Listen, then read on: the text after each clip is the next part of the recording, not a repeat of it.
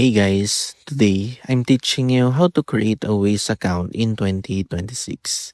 If you want to save your preferences, use Waze features, and keep your information connected across devices, here's how to get started. First, open the Waze app on your phone. From the main map screen, tap the menu icon and select your profile or account option.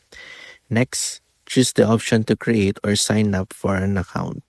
Waze may give you different sign-in methods, such as using your phone number or another available account option.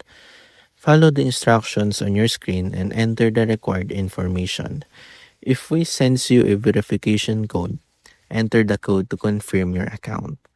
Once your account is created, return to the Waze map and check your profile to make sure you're signed in. You can now use your account in Ways to access supported features and personalize your navigation experience. And that's how to create a Waze account. Thanks for watching, and don't forget to subscribe for more Waze tutorials.